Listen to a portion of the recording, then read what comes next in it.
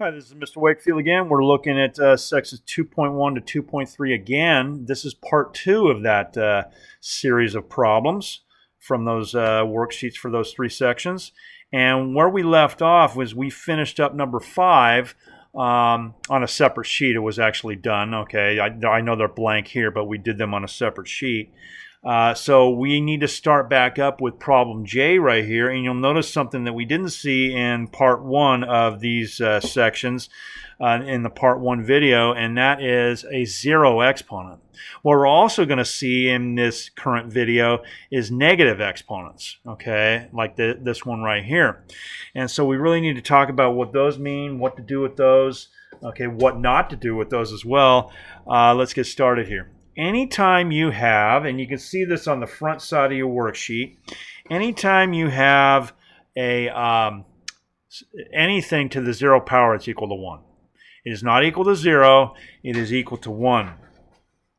And so because of that, this is going to be equal to 1 right here. Because what are you taking to the 0 power here? You're taking the entire brackets. It doesn't matter if it's a bracket or if it's just a number without a bracket. If the whole thing is being taken to the 0 power, then it's equal to 1. Okay. This one's a little bit different because remember what we said in part 1 of the video. We said that when you have an exponent next to the number, but there's no parenthesis in between the 2 and the 0, that means that the negative that's in front of that number is not a part of that exponent. In other words, you're not taking negative 2 to the 0 power. You are taking 2 to the 0 power, okay? And as I mentioned in the front side of the worksheet, problem B, look at this right here. We said that when it's written like that, where you've got the exponent, the constant number in front of it, and then a negative, that means that the negative is separate. And if it's at the beginning of the problem, that means negative 1 times, if it's at the beginning of the problem. Okay, if it had been something like this, if it had been like 23 minus 6 squared, then it would be subtraction because the minus sign is not at the beginning of the problem. Okay. If a minus sign's at the beginning of the problem or at the beginning of the inside of a parenthesis like this one here, then it means negative 1 times. Okay, like for example right here, this is negative 1 times 5 equal to negative 5. You don't need to do negative 1 times 5 here. It's just negative 5, all right? But I'm just saying you could do negative 1 times 5 here and it would still be the same thing. But it doesn't mean subtraction when it's at the beginning of the inside of the parenthesis or at the beginning of the whole problem. What it does mean is negative 1 times. And in this particular case, you need, unlike over here where you can just say negative 5, in this case you do need to say negative 1 times because otherwise you won't know what to do with the negative. And so once again in problem K, that's exactly what I'm going to do. I'm going to say negative 1 times and then 2 to the 0 because we know that the 0 only applies to the 2 in this case, not the negative 2. And then doing order of operations, we have to do the exponent first. And when do we do order of operations, by the way? It's when they ask us to simplify, and all of these problems on this worksheet ask us to do that. But it also is when you have no variables. They ask you to simplify and there's no variables. You typically do order of operations. Okay? And so exponents first and then the multiplication. Your final answer is not 1, it's negative 1. It's because the negative was separate, okay, from the exponent part. All right, how about negative exponents though? All right, I'm going to break this up into 2 parts here to make it easier to understand. We have 9 to the negative 2, right? Let's go back to the front side of the worksheet. I'm going to make this into a fraction right here. I know it doesn't say this in here, but this will help us in some of the other things we're going to do. If you have 9 to the negative 2 power, I'm going to think of that as 9 to the negative 2 over 1 because it's the same thing. When you put something over 1, it's still the same thing. All right, but it's going to make it into a fraction is going to make it easier to understand. What we do is we flip it in order to get rid of the negative exponent, which we always want to do. Okay, it doesn't mean you should do it whenever you want. There's a certain time to do it, as we'll talk about in the steps that we do.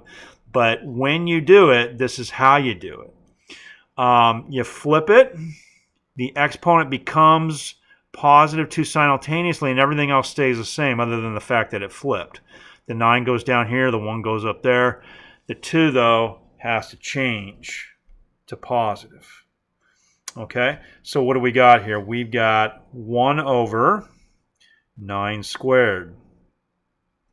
Okay, whenever I know it doesn't mention this in the steps, but whenever you have a constant number, not a variable, but whenever you have a constant number taken to a power, and you're at the end of the problem, which we know we are because there was none of these other things in these steps apply to this problem. There was just a negative exponent. But if you have a constant number taken to a power, don't just leave it like that. Actually figure that out.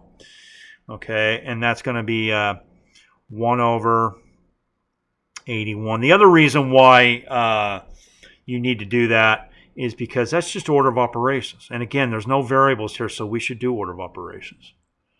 But don't do order of operations until you get rid of the negative exponent. Okay? So if you've got a problem and again, when do we do order of operations? If you're simplifying with no variables, you do order of operations, but don't do it until after you get rid of the negative exponent. Okay? Convert the negative to a positive at the appropriate time, and it was appropriate here because there was no parentheses to get rid of first, like the steps tell us on the front side. Okay, we got rid of it, and there's nothing else to do other than just to do order of operations because the other 2 steps are already done. Okay, when you do order of operations with a fraction, though, you just figure out what the top and bottom are equal to, and then you put it in lowest terms. So I figured out that the top and bottom were 1 and 81. And it's already in lowest terms. If it wasn't, I would put it in lowest terms. But since it already is, then you can circle that. Okay. So remember to do order of operations if there are no variables in these problems. Please do problems 6 and 7. 6 and 7, and then again hit the play button, and then we'll proceed on after that. Okay, let's take a look at number 6. Again, when you have a negative exponent, again there's no variables here, so we do order of operations, but remember to get rid of the negative exponent first, though.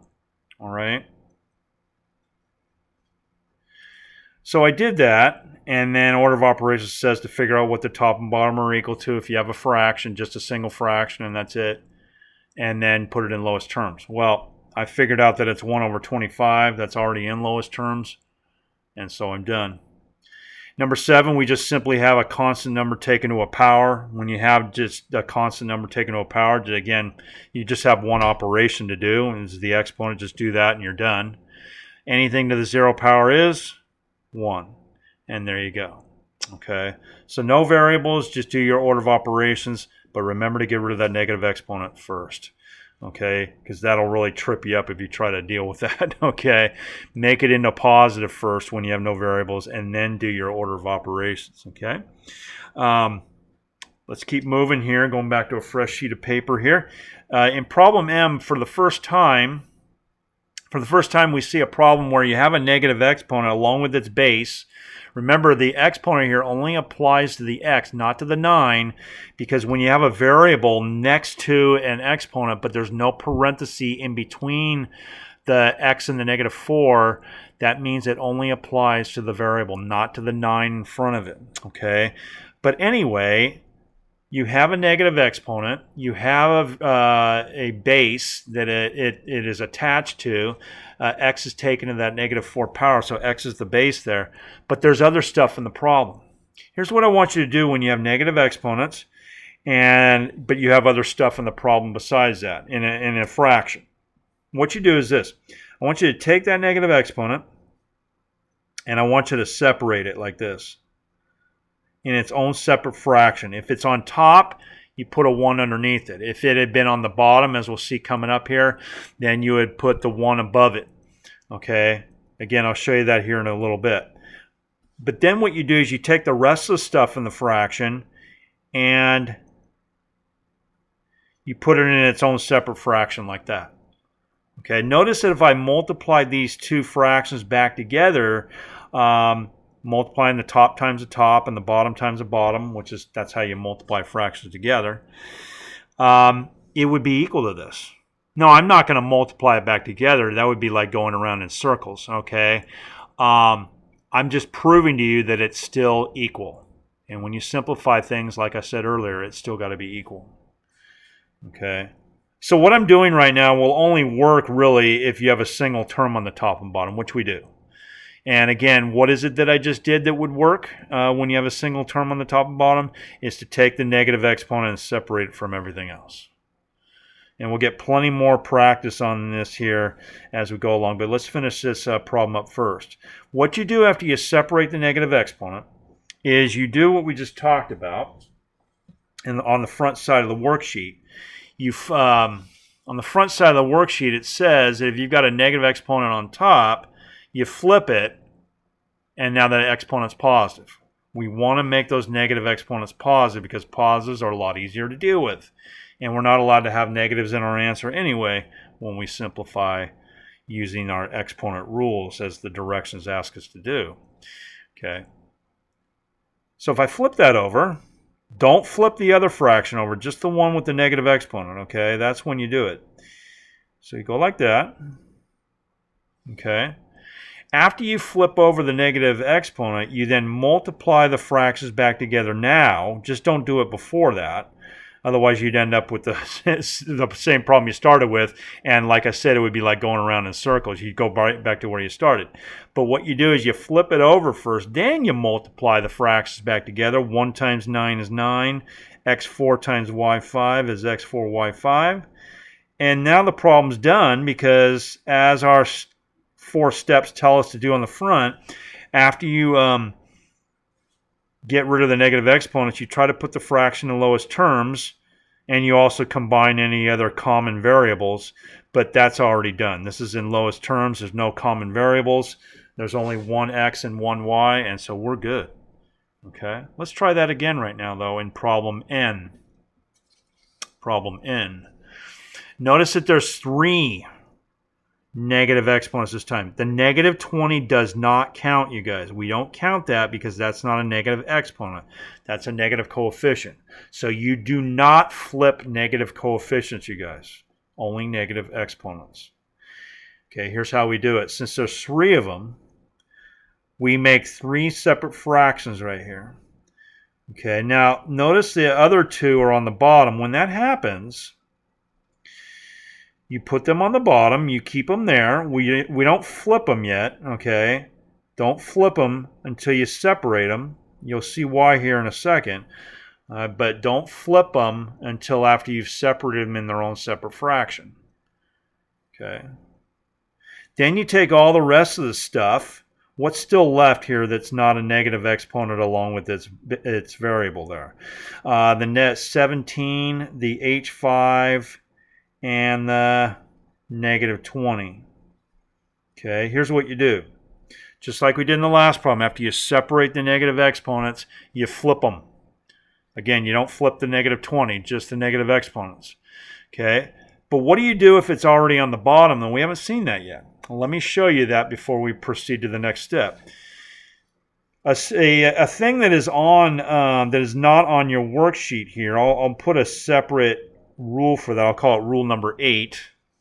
Sorry, that came off the screen there. My apologies. There it is right there. Similar to step 6 here, if you already have a negative that's already on the bottom,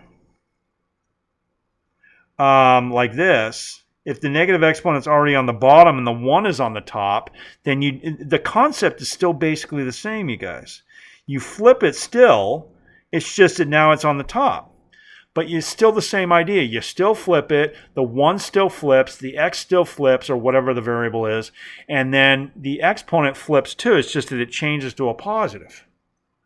Okay, so let's try that here. So, first of all, we know that k to the negative 8 over 1 is going to be 1 over k8. We've already talked about what happens when the negative exponent's on the top. Okay, there it is right there. And then, but what happens when the negative exponent is on the bottom? It flips up to the top like this. and like this. Okay, and that's how it works. So now we flipped them all the negative exponents. We keep this fraction the same because it does not have any negative exponents in it. And then we multiply the fractions back together, just like we did in the last problem. It's just that we have 4 fractions now. But as long as all the fractions are being multiplied, none of them are being added or divided or any of that stuff, as long as they're all being multiplied, you can just multiply straight across the top and multiply straight across the bottom. What is 1 times m7 times n2 times 17h5? Well, when you multiply a bunch of terms together, even if it's a whole bunch of them, as long as they're all being multiplied, you just multiply the coefficients first. 1 times 1 times 1 times 17 is 17. And then on the variable part, if there's only one h, then you just bring that into the answer. If there was another h, that's when you add the exponents, but there's not. Is there another m? No, there's just one m, so we bring m7 into the answer. Is there more than one n? No, there's not more than one n, so we just bring that in the answer. Okay. You don't have to write it in this order right here. It's just that usually we write it in alphabetical order. It's just something that math textbooks do, and so I do that as well. But you could have said the h to the 5th on the n, for example. Doesn't matter what order you put these 3 variables in, as long as they're all being multiplied. Okay, and it's all because of the fact that they're being multiplied that you can put them in any order you want. It's just kind of like if you had 2 times 3 times 5. If you're multiplying 3 numbers together, you can rearrange those 3 numbers all however you want, and the answer would still come out the same. Same thing with these 3 variables. Because they're all being multiplied, the order doesn't really matter. It's still the same correct answer. Okay. K to the 8th, and by the way, the coefficients would be 1 times 1 times 1 times negative 20, which is negative 20. And then K8 is the only variable, so I'll just bring that down here. So after you multiply the fractions back together, you then do the last 2 steps here, which is to put it to step 3, like I said, was to cancel any common factors. That means to put the problem in lowest terms. It's already in lowest terms because the coefficients don't cancel and there's no common variables. And then it says also combine any other common variables that you have. Like, for example, if you have 2 of the same letter on top or something like that, then you would combine them. But there's no common variables left either, and so we're done. And there you go. One more here before I ask you guys to try some here is a problem O, and this one looks like some problems we did on the front side of the worksheet, the first worksheet in part 1 of the video, but the difference is that the exponent is negative. Okay, there's more than one way to approach this, but I think the easiest way to do it is to do the following. And again, I'm going to add a new rule here. I'll call it rule number 9. This typically is the easiest way to do it. If you have a fraction, I'll call it x over y again, just like in rule number 4. But if you have a fraction like this, and it has a negative exponent, you guys, remember negative exponents are related to what? They're related to flipping, aren't they? So wouldn't it make sense that if we wanted to make that exponent into a positive, that we would flip the fraction here? Okay, some people will take x to the negative n and y to the negative n. You could do that as long as you do your parentheses on the top and bottom like we did down here, for example. Okay, you could take a bracket to the negative n and a bracket to the negative n. You could do that, but I believe it's easier normally to flip the fraction and just make this positive. That way there's no negative exponent on the outside, at least. And it just makes it a little bit easier.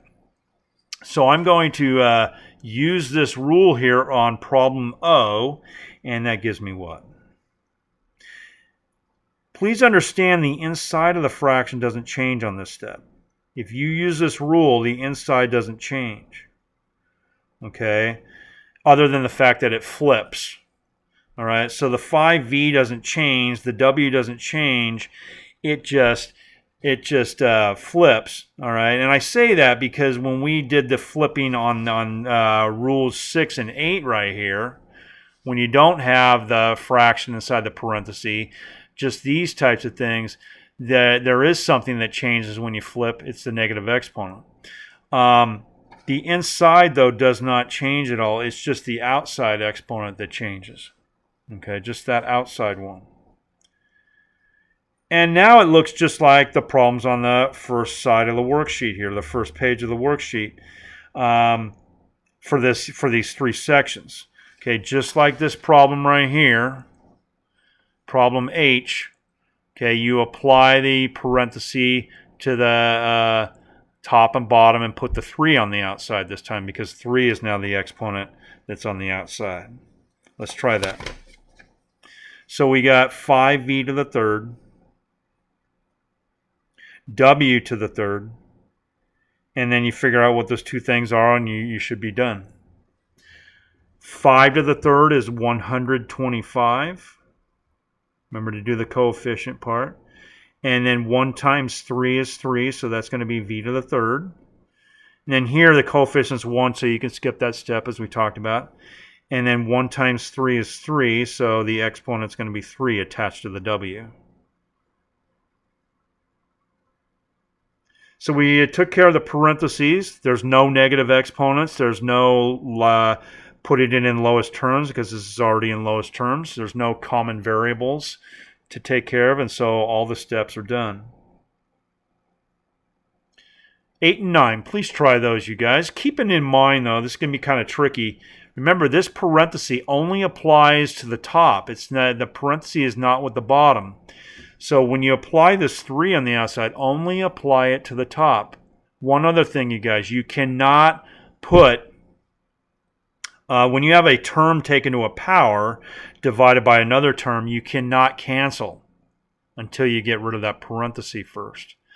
Okay, you got to get rid of that parenthesis first before you can cancel when you have a term taken to a power instead of just a term only, like that. That's why we say we get rid of the parentheses when they're attached to an exponent. That's why we say in the directions to do that first, and then we wait until step 3 to put it in lowest terms. Because it's the lowest terms part where you cancel. So you cancel after you get rid of those parentheses. So just wanted to make sure you remembered that. Please do 8 and 9. We'll take a look at those answers after you hit play, and then we'll finish the last part of these sections here. Okay, let's take a look at number 8. Remember, there's no parentheses to get rid of, so we jump right into the second step of our 4 steps that we have where you got to get rid of your negative exponents. Again, the way we do that is to separate the negative exponent along with its variable, which is y, from the rest of the problem. I did that. I then flip the negative exponent and multiply the fractions back together. But when I do that, I get this right here. Now, in this case, I'm not done yet because remember, the next step after you get rid of your negative exponents is to get rid of any common bases. Okay, or pardon me, even before that, you put it in lowest terms. The third step is lowest terms. The fourth step is common basis, if there's any left. So I can cancel these as a part of putting this in lowest terms. Okay, as we learned in 6.4, if you've got the same letter or variable on the top and bottom, when you got a single term on the top and bottom, we can cancel those. And so that becomes 1 over x squared. Because we say 6 minus 6 is x to the 0, which is equal to 1. And 8 minus 6 is 2. That gives me x squared. All right, so just like we did in 6.4, we end up with 1 over x squared. So then that gives the whole problem now is going to be 1 over x squared y to the 5th. And now we're done. In number 9, we have to, remember, get rid of the parenthesis first. When it's attached to an exponent, we get this right here. We then separate the negative exponents. Got 3 of them there. Don't separate the negative 8 because it's not, remember, it's not an exponent. Negative coefficients don't count. We then flip the 3 negative exponents over, keeping this fraction the same because it doesn't have any negative exponents in it. We then multiply everything back together. Let's go ahead and do that here. I get negative 8 x to the 7th y to the 8th over 4x to the ninth. 4x to the ninth. Remember, after we get rid of the negative exponents and bring the fractions back together, we need to do step 3, which is to put it in lowest terms. Okay, there we go. Let me do that now. I get negative 2 over 1 on that one. And remember, since the x's are the same, we got to say 7 minus 7 is going to give me x to the 0, which is equal to just 1. And then 9 minus 7 gives me x squared. Okay. Just like we did in 6.4 when we subtracted the smallest exponent from each of the x's there. So we end up with what here? Negative 2 times 1 times y to the 8th over 1 times x squared. Okay. And there you go. And so let's finish up here now with 4 more problems here. They get a little bit bigger now, but it's the same concept. It's just a little more work, all right, that we got to do. Problem P. Notice problem P is just like problem O. It's just a little bit bigger where you have a negative, and I'm going to give myself a little bit more room so I have enough space for everything. But remember, when you have a fraction taken to a negative power, what you can do first, which I recommend, is to recommend to be the best thing. Go ahead and do this. Is to flip it like that. Okay. Notice that I did not change anything on the inside like I was talking about with problem O. You don't change anything on the inside when you change the outside of the bracket from negative 2 to positive 2. That doesn't allow you to do that. All right. This is not the same thing again as steps 6 and 8. Okay. You don't have a bracket with a negative exponent on the outside. I'm sorry, I said that wrong. You don't have a fraction inside of a bracket with a negative exponent on the outside when you're doing these types of problems. So that's different. Okay, these types of problems, all right, you just flip it over and it becomes positive. But when you have this thing with the fraction and the bracket and the negative exponent, only the outside changes its sign. See how the x is still x, the y is still y. So if the x and the y at the top and bottom have some negative exponents in them, they stay negative on this step when you change this. Okay, they'll change to a positive exponent in a future step in the problem, but not on that current step. Okay, so that's why the negative 2 is still negative 2 there. Even though it flipped, it's still negative because that's just a different rule. Rule number 9 on the front. Now I go ahead, since it's now positive, I'm going to go ahead and do what I normally do when I have a fraction and a positive exponent on the outside. I just go ahead and apply it to both the top and the bottom to get rid of these fractions here, or pardon me, get rid of these exponents on the outside, the 2. What do I get? I get 81 x to the negative 4. Okay. Y to the second over x to the second y to the 10th. And then what I do is I separate the negative exponent. Remember, that's what we do after we get rid of the parentheses. Separate the negative exponent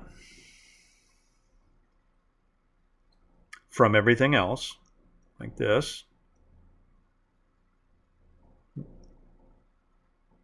There we go.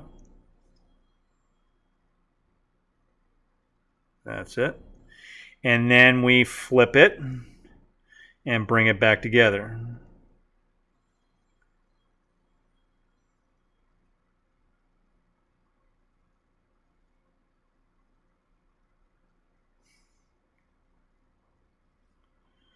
Okay, so I flipped it. I'm going to bring it back together. Okay, and that's going to be what? That's going to be 81 y to the second over x to the 6th, y to the 10th. Like that. What do we do after we get rid of the negative exponents and bring it back together? We put it in lowest terms, don't we? And so this is going to be 1 over y to the 8th on the y part.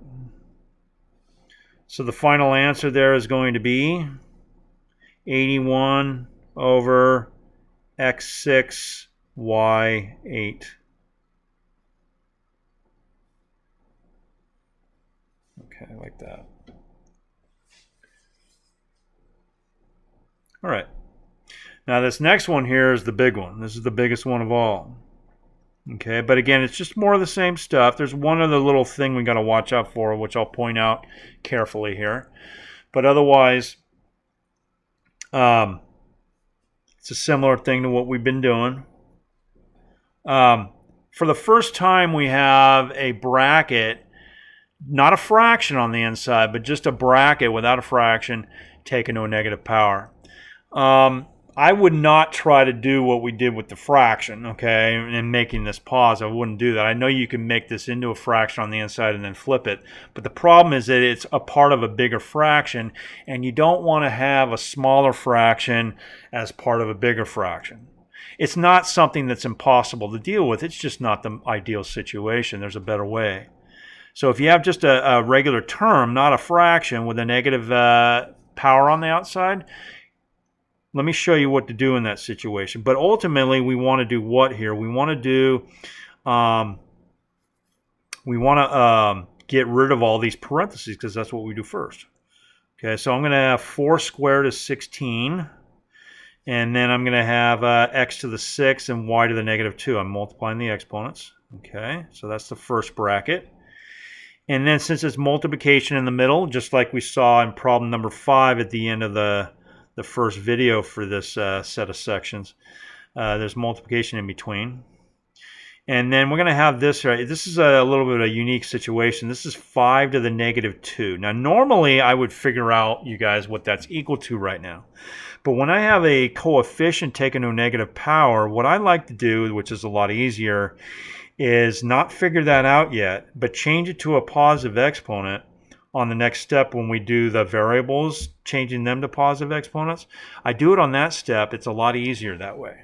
So if you get a coefficient taken to negative power, wait until the step where you get rid of the negative exponents and get rid of it there.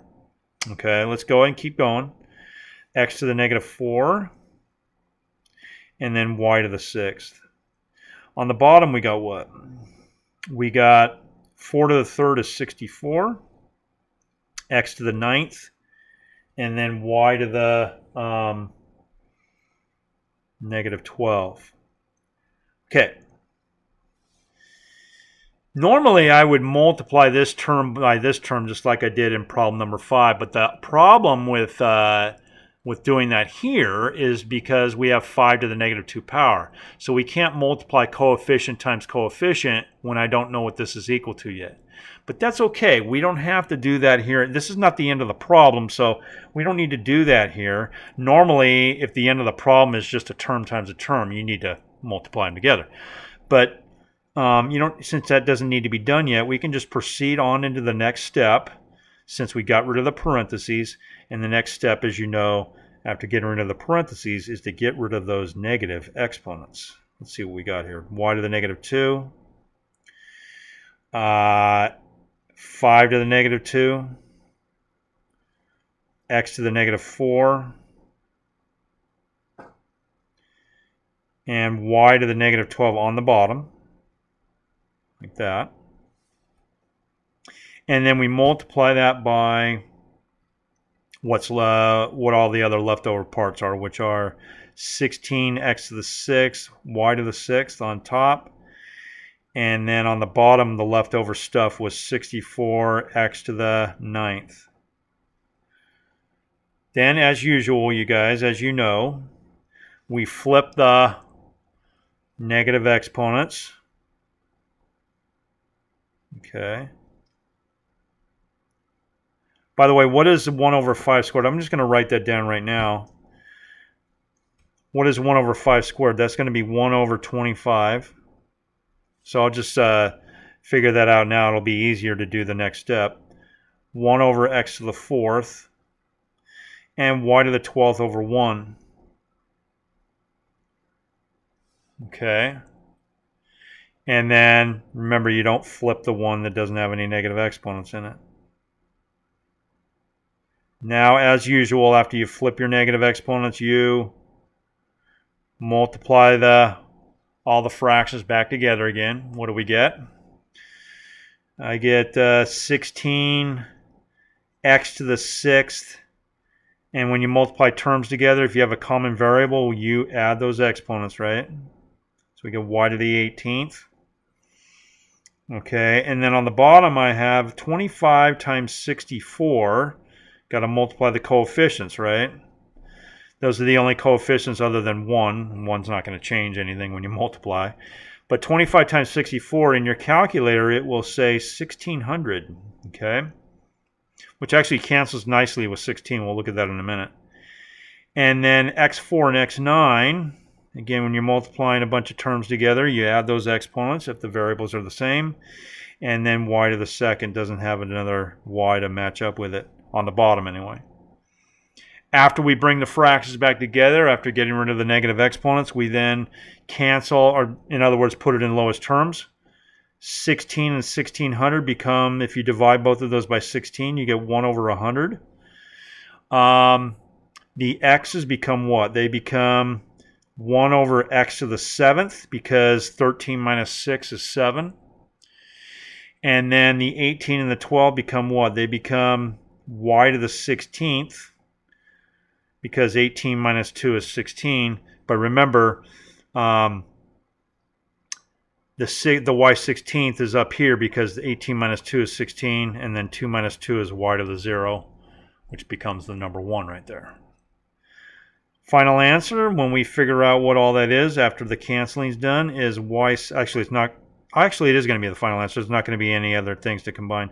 Y to the 16th over 100, x to the 7th. And there you go. Okay, so go ahead and try these last two problems right here. They're quite similar to problems P and Q. And hit the play button after that, and we'll look at the answers for these last two problems. All right, let's take a look at number 10. As I said, when you have a fraction taken to negative power, you can flip that over like that. The inside stays the same, but it just flips. So the negative exponents are still negative when you do that step with the fraction and the outside negative exponent. You then apply the outside exponent to these two things like we've done so many times in this current set of sections, 2.1 to 2.3. I then apply the 2's on the outside. I get this right here. Now that I've gotten rid of the parentheses, I get rid of the negative exponents next. Okay. And we get what you see right here. Flip them and bring them back together. And when you bring them back together, the problem's actually done because it's already in lowest terms and there's no common variables to combine. Okay, number 11. Number 11, again, we get rid of those parentheses that have an exponent attached to them. As I said, when you have a coefficient taken to a negative power, it's not a fraction there. Just keep that as it is on this step, 3 to the negative 2. And then do all the other stuff that we did in problem Q. This problem looks very similar to that. But we got rid of the parentheses. Then we get rid of the negative exponents, and we got a lot of them here. We got 6 of them. So I laid them all out separately so that I can then flip them over. Okay. After flipping them over, and I know that's a lot of writing there, but it helps us stay organized. Okay, so that's a good thing, though, as far as giving you a better chance of not making any kind of careless mistakes or anything like that. So I multiply them back together. I get this right here. And what we do after we get rid of the negative exponents and put the fractions back to, or multiply them back together again, is to put the fraction in lowest terms. So I get what here? I get 1 over m to the 5. 12 minus 7 gives you the 5. And then for 8 and 2, you get 1 over n to the 6. 8 minus 2 is 6. And so putting all that back together, multiplying all those pieces back together there, like we always do when we put it in lowest terms, we get 1 times 1 on the top, and 9 times m5 and 6 on the bottom there. Final answer. Okay, so lots of stuff going on here in these three sections here, 2.1 to 2.3. As always, everybody, please let me know if you have any questions, either through my Canvas inbox or office hours on Zoom. And you have a good day and take care.